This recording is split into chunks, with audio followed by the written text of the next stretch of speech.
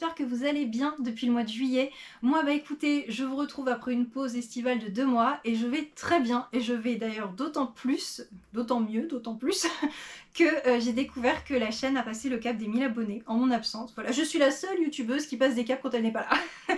Mais du coup, wow, enfin, je suis tellement touchée. Je sais que pour certains, 1000 abonnés, c'est rien, c'est des cacahuètes. Mais pour moi, 1000 abonnés, c'est énorme.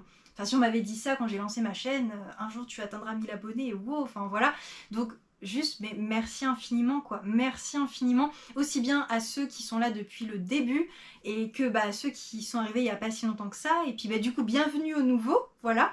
En fait, ça me touche beaucoup parce que quand j'ai décidé en début d'année de donner un peu une nouvelle direction, un nouveau tournoi à ma chaîne en parlant exclusivement de littérature de voyage et aussi de littérature étrangère avec beaucoup de littérature hispanique comme on le sait, ben, je savais pas du tout si ça allait plaire en fait et quand je vous vois chaque mois arriver de plus en plus nombreux, bah je me dis que bah si en fait ça vous plaît et que bah, je peux continuer comme ça en fait, continuer à vous parler de ces littératures qui me passionnent et qui changent de ce qu'on a l'habitude de voir sur Booktube. Donc voilà, juste bah merci beaucoup.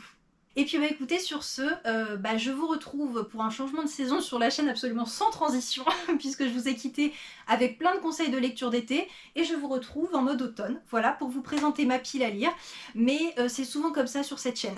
Voilà, après je vous avoue que dehors l'automne se fait clairement attendre parce que il fait chaud, il fait chaud, grand soleil, mais en même temps l'automne officiellement arrive cette semaine, donc voilà, à un moment donné il fallait que je vous tourne cette vidéo, en espérant que l'automne va se faire de plus en plus sentir dehors, parce que je vous cache pas que j'ai envie aussi au niveau lecture de passer en mode automne, et donc j'ai concocté cette petite pile à lire exprès. Là, on est clairement dans un changement d'ambiance, c'est-à-dire qu'en été, je fais des piles à lire énormissimes, avec surtout beaucoup de pavés, et les autres saisons, généralement, c'est un petit peu plus réduit, et d'autant plus là, je sais que je vais être très prise côté professionnel, donc je me suis dit, on va faire une petite pile à lire, j'ai 10 livres à vous présenter, donc c'est 9 plus un bonus, mais enfin 10 livres, et à part 2 pavés, c'est que des petits livres.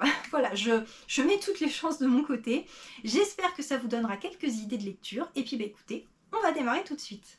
Premier genre de cette pile à lire, le roman historique. C'est vraiment l'un des genres que j'adore lire à l'automne.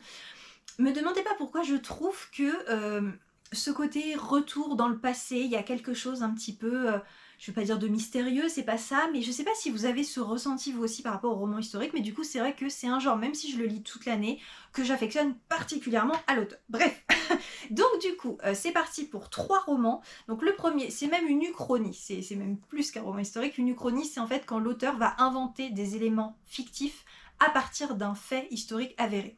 Et donc j'ai choisi Civilisation de Laurent Binet, publié au livre de poche, dans lequel l'auteur va imaginer la découverte et la conquête de l'Amérique en sens inverse, c'est-à-dire qu'est-ce qui se serait passé si c'était les Incas qui avaient envahi l'Europe.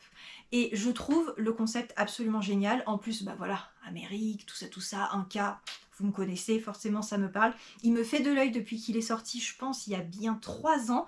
Donc j'attendais qu'il sorte en poche, je me le suis procuré et j'ai attendu l'automne pour le lire. Ensuite, j'ai très envie de lire l'un des seuls pavés de ma pile à lire, Cœur de Gaël de Sonia Marmen. Donc moi, j'ai les éditions très vieilles de France Loisirs qui appartenaient à ma mamie. Mais donc c'est une histoire qui à la base est épuisée, mais elle vient de reparaître cette année. Alors je ne sais plus chez quelle maison d'édition qui est pas très connue.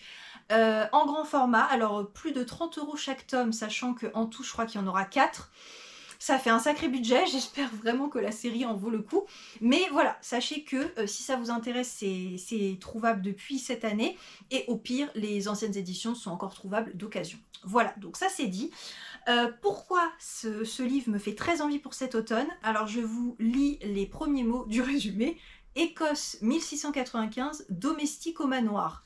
Voilà. Voilà. Donc en gros, on va suivre, vous l'avez compris, une domestique qui, après avoir été une nouvelle fois violentée et abusée par son patron, va le tuer et s'enfuir. Et sur sa route, elle va faire la connaissance d'un vagabond ténébreux qui va l'entraîner dans son village natal dans les Highlands, une région qui pour elle est peuplée par les barbares, or bah, elle va découvrir que non, c'est peuplé par tout un tas de populations qui n'est pas si barbare que ça, et elle va donc découvrir leurs coutumes, leurs traditions, et aussi toute la guerre de clans qui existait à l'époque. Donc c'est un roman à la fois roman historique, roman d'aventure et romance. Donc voilà, ça m'a fait très envie. Je vous cache pas que le petit bémol que je peux mettre, c'est qu'à l'époque, c'était chez Françoise Hird dans le côté roman passionnément. Voilà, donc j'espère que ça sera pas le côté un peu romance, un peu trop niais, que ça sera quand même bien écrit. Écoutez, je vous en donnerai des nouvelles quand je l'aurai lu. Dernier roman historique de cette pile à lire, Los de Abajo de Mariano Azuela. Donc moi j'ai une édition mexicaine, mais alors il était paru en français aux éditions de Lerne. Il est maintenant épuisé, mais il est encore trouvable d'occasion. Donc voilà, pour ceux que ça pourrait intéresser. Je l'ai trouvé lors de mon voyage au Mexique l'année dernière, donc je me le suis gardé expressément pendant un an puisque c'était en octobre, donc j'ai hâte quand même de pouvoir m'y plonger. En fait, l'auteur a participé à la Révolution mexicaine au début du XXe siècle et en a tiré toute une série d'œuvres littéraires qui a vraiment fait sa renommée. Et Los de Abajo, c'est un des romans les plus connus sur la Révolution mexicaine. Voilà, je n'en sais pas plus, mais j'ai très hâte de le découvrir. Autre roman que j'ai pris au Mexique l'année dernière, mais alors cette fois on est dans un genre complètement différent, et d'ailleurs que sur le principe vous ne verrez jamais sur ma chaîne, mais comme quoi il ne faut jamais dire jamais, on est sur du fantastique, et je pense limite peut-être un peu nouvelle horrifique, vous voyez. C'est Aura de Carlos Fuentes, donc une fois encore, moi j'ai une édition mexicaine, mais je crois d'ailleurs qu'il n'est pas paru en français, donc clairement comme pour celui d'avant, une fois que je les aurai lus, je vous dirai, je vous ferai, je pense, un article sur le blog ou une vidéo pour vous dire un peu pour quel niveau c'est, même si sincèrement, de l'espagnol du Mexique, je pense qu'on peut déjà partir sur ayez un très bon niveau. Voilà, mais sait-on jamais, on pourrait avoir une bonne surprise, surtout que là, on est quand même sur du 60 pages. Voilà, et je pense qu'on en enlève 10 au début, voilà, c'est ça, donc 50 pages. Je ne sais pas vraiment de quoi ça parle, mais je sais juste que c'est une nouvelle fantastique. Carlos Fuentes, c'est un des plus grands auteurs mexicains d'aujourd'hui. Je n'ai pas encore plongé dans son œuvre qui est pourtant très très connue. Il est beaucoup traduit en France chez Folio. Donc je vais commencer par Aura. Ça me donnera une idée un petit peu de son style et ensuite je pourrai me plonger dans ses autres romans. Pendant que j'y suis, je continue avec les romans en espagnol, voilà, comme ça je vous les case. Donc pareil, je vous dirai le niveau, même si là j'ai déjà aussi un petit peu mon idée. Donc là on est plus dans le genre mystère, mais alors mystère chamallow doudou, puisque c'est un roman pour enfants à partir de 12 ans, donc ça devrait bien se passer. C'est la Biblioteca de los Libros Vacíos de Jordi Sierra y Fabra, publié aux éditions Algar, voilà. C'est trop mignon la collection, ça s'appelle Chaussettes Bleues. Bref. Donc en gros, dans ce petit livre, on est dans la bibliothèque et il se trouve que les romans perdent leurs lettres. Et donc il va falloir résoudre le mystère. Et il se pourrait que c'est parce que les habitants du village ne lisent plus. Voilà, ça a l'air tout mignon. C'est très court, je pense que c'est dans un espagnol relativement accessible. Je l'ai pris justement pour pouvoir un peu avoir un peu des cordes à mon arc pour conseiller des livres pour les gens qui n'ont pas un très bon niveau. Mais une fois encore, j'attendrai de l'avoir lu pour vous confirmer vraiment pour quel niveau c'est. Que serait une pile à lire de saison sans un classique ou deux? Je vous le demande. Donc le premier, et alors pas des moindres, je vous avoue que va falloir que j'y arrive, vu que je vais pas avoir trop le temps, c'est La ville et les chiens de Mario Vargas Llosa, publié chez Folio. Alors, ce livre, il entre dans mon challenge 2023 de lecture de livres qui se... Enfin, alors attendez, il faut que j'arrive à faire une phrase française. De lecture de livres dont les auteurs sont originaires de pays que je n'ai jamais lus. Donc là, en l'occurrence, le Pérou, Mario Vargas Llosa, c'est un des plus grands auteurs latino-américains actuels. Il a été prix Nobel de littérature en 2010. Et bon, il se trouve que finalement, j'ai découvert la littérature péruvienne en début d'année avec un autre roman, mais je l'ai mis dans mon challenge, donc je dois m'y tenir. Dans ce roman, qui est clairement, je pense, celui par lequel il faut commencer quand on veut découvrir Mario Vargas Llosa, on va être dans un collège au Pérou. On va suivre une bande de garçons qui sont clairement élevés avec une discipline de fer. C'est un peu toute la violence de ces établissements à l'époque et même encore aujourd'hui, hein, je pense, qui subsistent.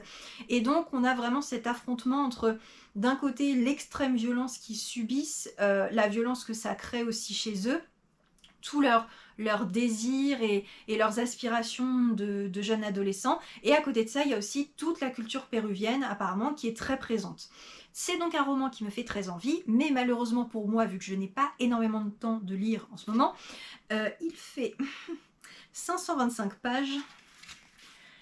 Et voilà, et c'est écrit tout petit et compact. Donc, vraiment, je sais pas si je vais pouvoir le lire avant la fin de l'année. J'espère vraiment, mais ça va être un petit peu un poquito complicado, hein. Je suis en train de me rendre compte qu'à part 2 livres, cette pile à lire d'automne est 100% hispanique. Voilà.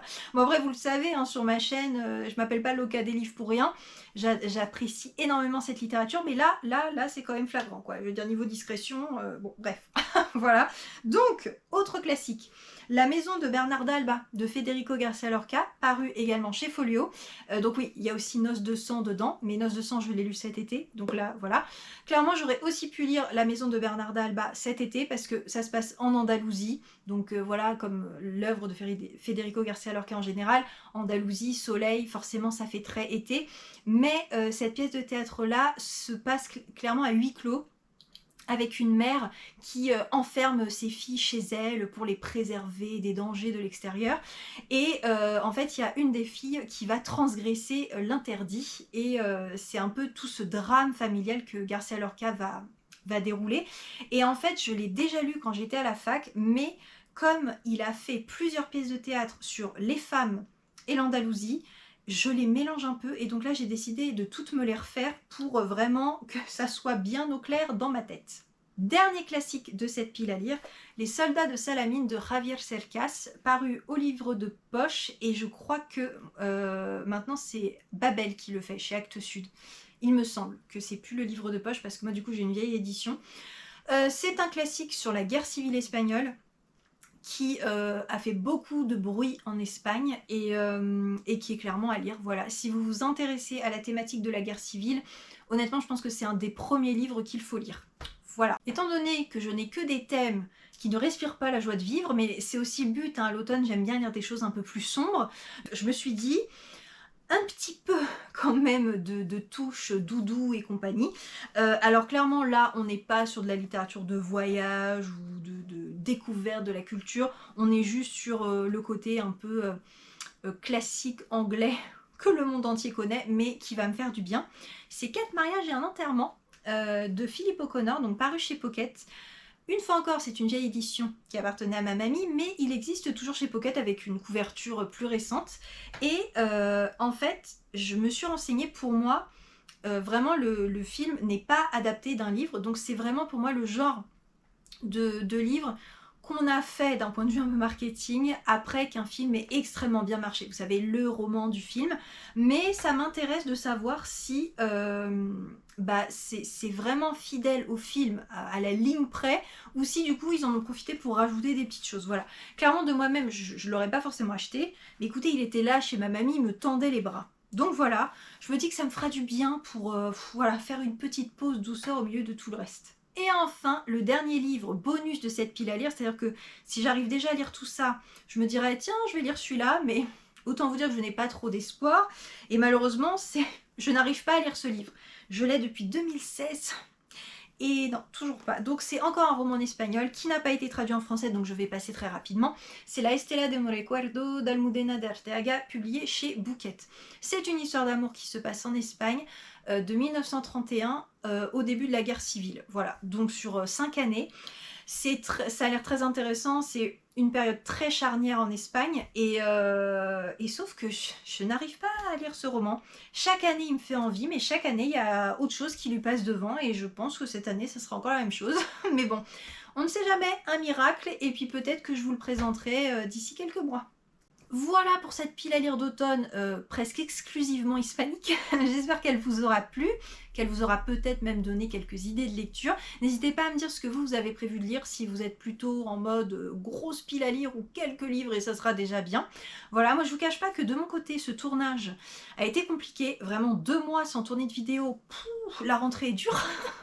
Je sais pas là combien, à quel point il va falloir que je coupe, mais j'ai bafouillé si vous saviez. Il faut que je reprenne mes bonnes habitudes. Bref, sur ce, écoutez, je vous souhaite une très belle saison automnale. Et puis bah moi je suis bel et bien de retour, donc je vous dis à très vite dans une prochaine vidéo. Hasta luego!